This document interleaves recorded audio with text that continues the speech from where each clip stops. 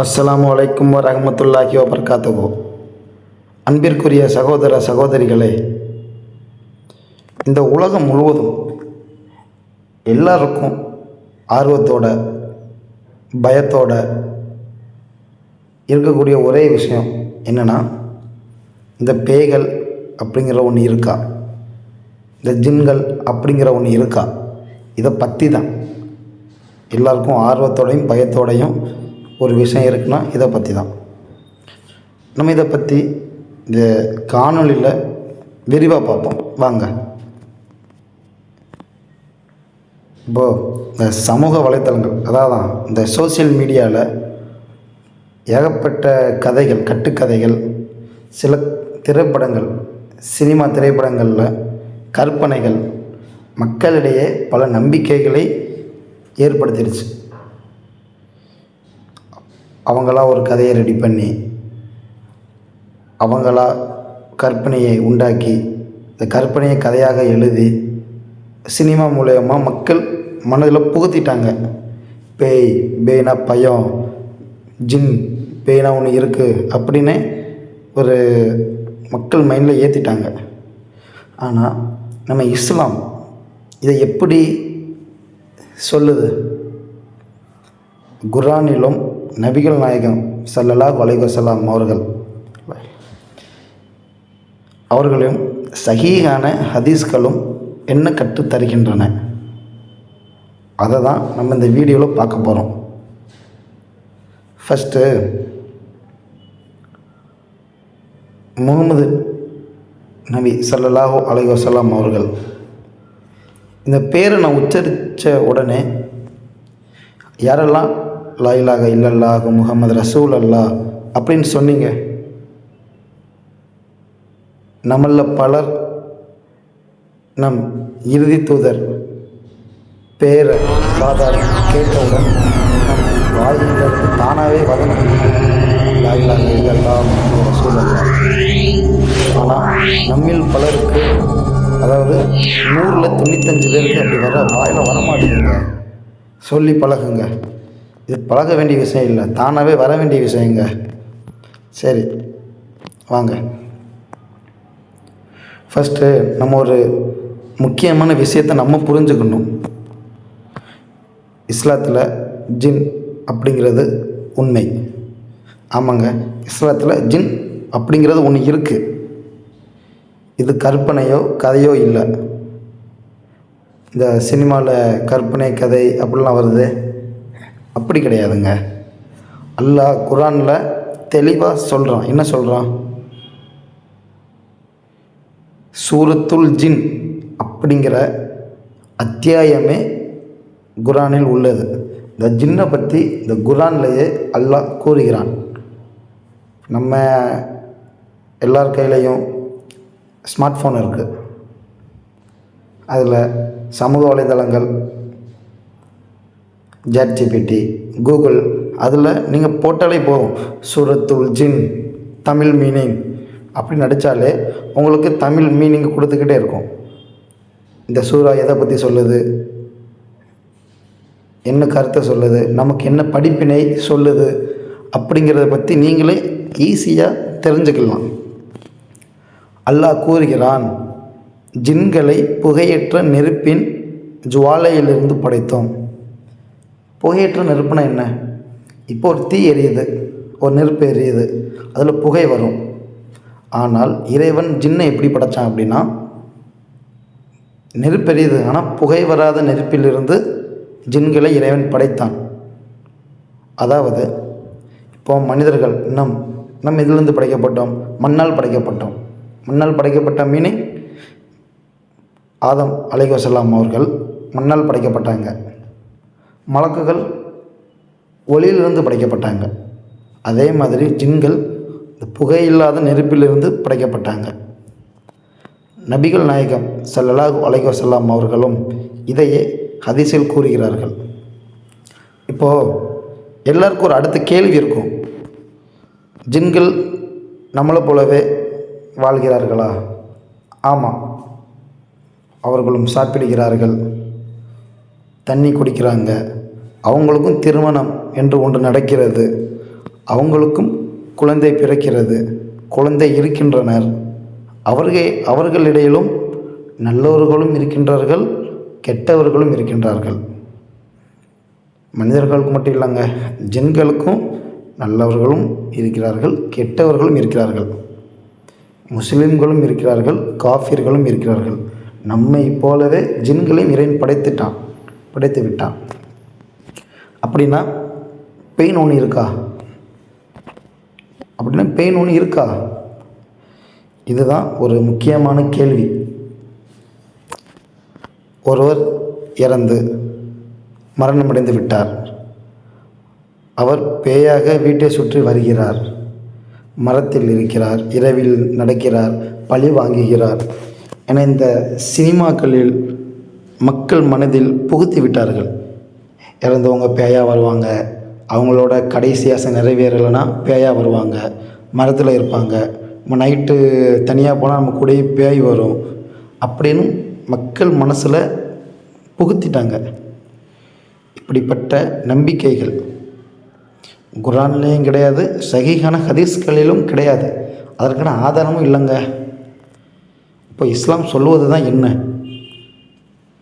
ஒருவர் மரணம் அடைந்தவுடன் அவர் பர்சக் என்ற மறைவாழ்வைக்குள் செல்கிறார். அவர் மீண்டும் இந்த உலகத்திற்கு பேயாக வருவதில்லை என இஸ்லாம் தெளிவாக கூறுகிறது.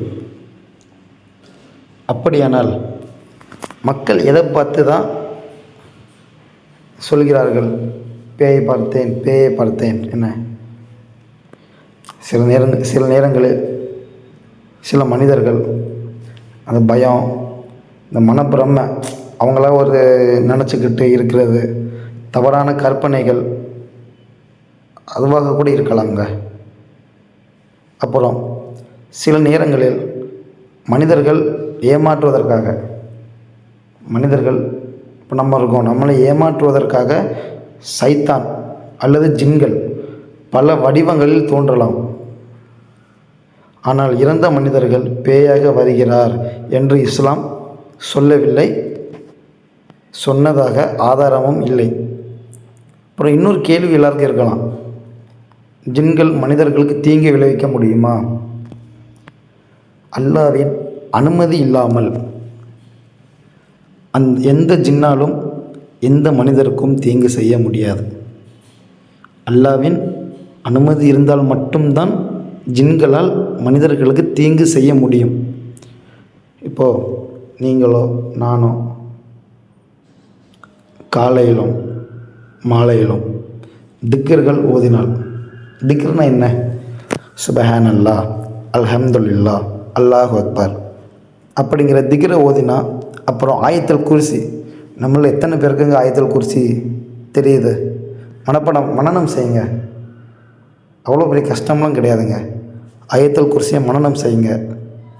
சூரத்துல் இக்லாஸ், சூரத்துல் ஃபலக், சூரத்துல் நாஸ், மிக எளிமையான சூறாங்க, சிறிய சூறா, மிக எளிமையான சூறா. நம்ம மனனம் அழகாக செய்து கொள்ளலாம். காலையிலும் மாலையிலும் திக்ர்கள் ஓதினால், ஆயத்துல் குர்சி ஓதினால், சூரத்துல் இக்லாஸ், சூரத்துல் ஃபலக், சூரத்துல் நாஸ் ஆகியவற்றை ஓதினால் அல்லாஹ் அந்த ஓதின மனிதருக்கு பாதுகாப்பை வழங்குகிறான். அதனால் ஜின்களை பார்த்து அதிகமாக பயப்பட வேண்டிய அவசியம் இல்லை. ஏன், நல்லா நம்ம கூட இருக்கான், நம்ம அல்லாஹ்வுக்கு மட்டும் தான் பயப்படணும். பயம் இருக்க வேண்டும் என்றால் நம்ம அல்லாஹ்வுக்கு மட்டும் தான் பயப்படணும், மித்தையருக்கு பயப்படணும். சிலர் இந்த ஜோசியம்ங்கிற பேரில் ஜோதிடர்கிட்ட போகிறாங்க, மந்திரம் பண்ணுறாங்க, சூனியம் வைக்காங்க, குறி சொல்கிறாங்க. இதெல்லாம் நம்பி அலைகிறார்கள் நிறைய பேர். ஜோசியம் பார்க்க போகிறேன், மந்திரம் வைக்க போகிறேன், சூனியம் வைக்க போகிறேன், குறி சொல்ல போகிறோம்னு எல்லோரும் நம்பி அலைகிறார்கள். இஸ்லாம் இவற்றை மிக கடுமையாக எச்சரிக்கிறது.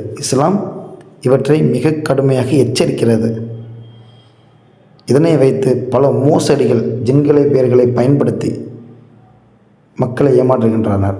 வாங்க ஜின்னை நான் கட்டுப்படுத்துதேன், வாங்க ஜின்னு நான் அடக்கி வச்சுருக்கேன், ஜின் ஏன் கண்ட்ரோலில் இருக்குது அப்படின்னு நிறையா மக்கள் ஏமாற்றப்படுகிறார்கள். என் சொந்த வாழ்வை நான் சொல்கிறேனே, எனக்கு தெரிந்த ஒருவர் சொல்கிறார், என் மோதிரத்தில் நான் ஜின்னை அடக்கி வைத்துள்ளேன். எப்படிங்க? மோதிரத்தில் ஜின்னை அடக்கி வச்சுருக்காராம்.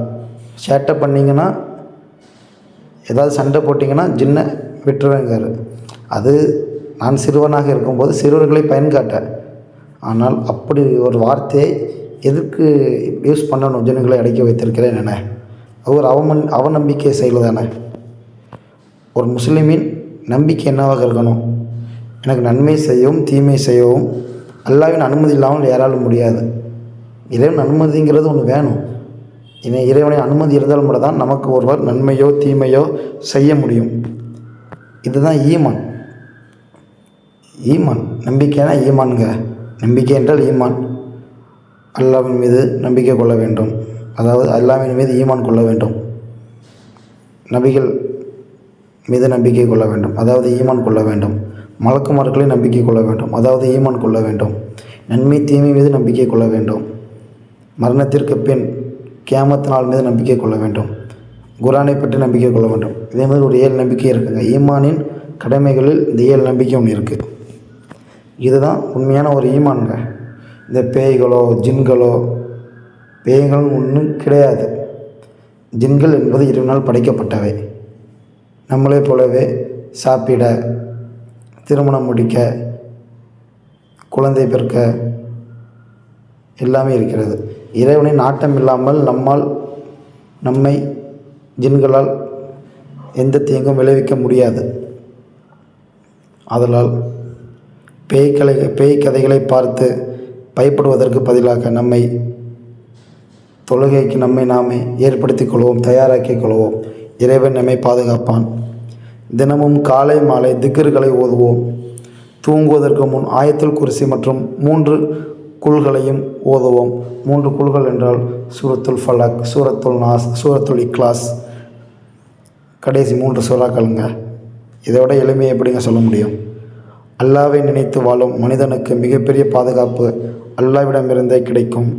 இந்த உலகத்தில் ஜின்களை விட ஆபத்தானது நம்முடைய பாவங்கள் தான். எனவே நமது வாழ்க்கையை அல்லாஹ்வுக்கு பிடித்த வாழ்க்கையாக மாற்றுவோம். அல்லாஹ் நம் அனைவரையும் சைத்தானின் தீமைகளிலிருந்தும் ஜின்களின் தீமைகளிலிருந்தும் பாதுகாப்பானாக. ஆமீன். அஸ்ஸலாமு அலைக்கும் வரஹ்மத்துல்லாஹி வபரகாத்துஹு.